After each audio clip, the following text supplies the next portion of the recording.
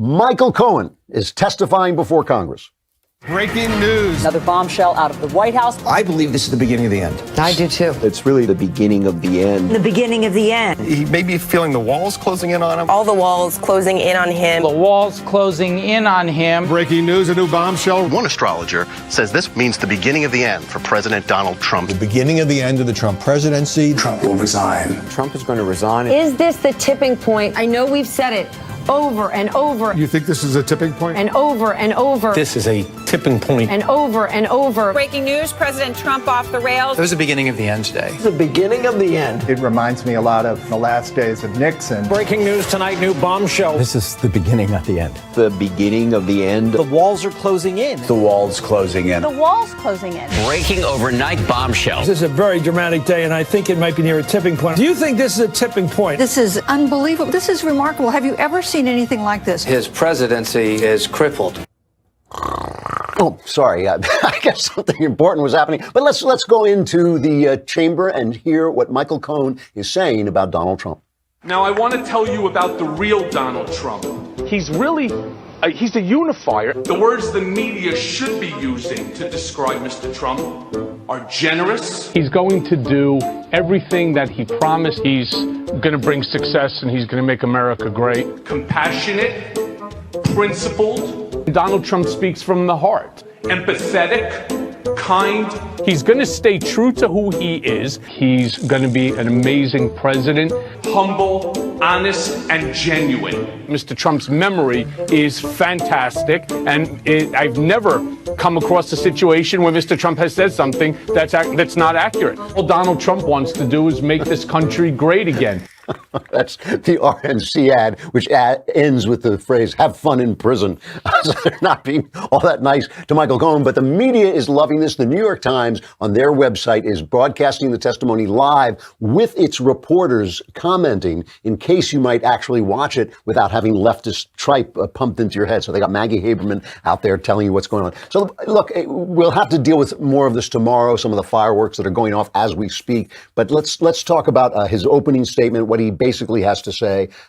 First of all, this is the guy who said he was going to take a bullet for Trump. All these tough guy fixers, these guys who talk tough, man, they fold like a house of cards. Every single one of them, they fold like an old chair. Let's listen to cut number 11 as he talks about how he feels about his old boss. I am ashamed of my own failings and publicly accepted responsibility for them by pleading guilty in the Southern District of New York. I am ashamed of my weakness and my misplaced loyalty, of the things I did for Mr. Trump in an effort to protect and promote him. I am ashamed that I chose to take part in concealing Mr. Trump's illicit acts rather than listening to my own conscience. I am ashamed because I know what Mr. Trump is. He is a racist, he is a con man, and he is a cheat.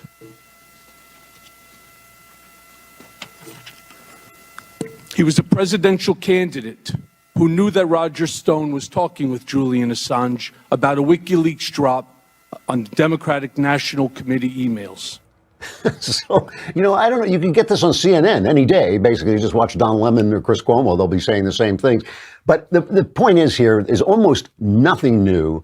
He doesn't like Trump now. He says he's a racist. He says that he paid off Stormy Daniels, that he paid him back. He paid Cohen back for paying off Stormy Daniels to keep her quiet, which is at worst, and he's bringing the check, he's bringing the canceled check, which is at worst a campaign finance violation, normally goes along with a fine or something like that, a slap on the wrist.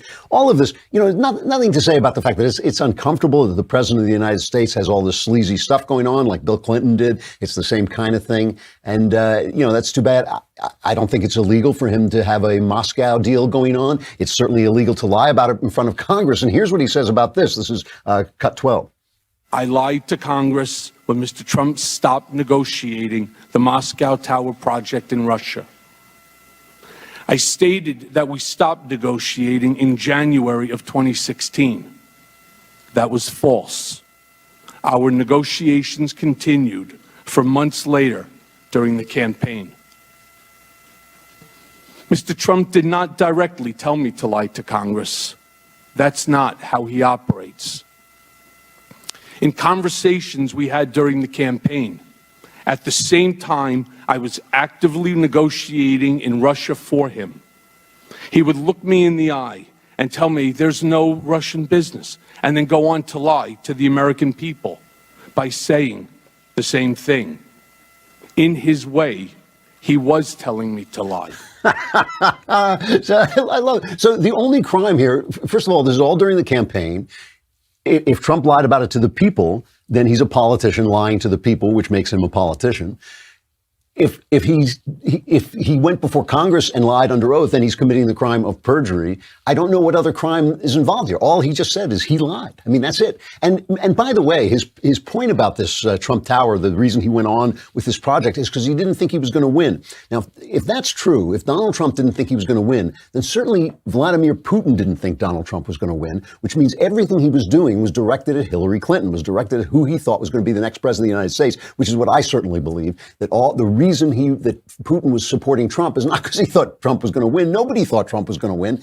He did it because he thought it would give more problems. It would create more problems and more animosity toward President Hillary Clinton, who he thought was going to be the president of the United States. So none of this stuff so far, we're just not hearing anything that really, again, we know this stuff about Trump. We know he's carrying a lot of baggage. He's got a trainload of baggage. We knew this when we elected him president.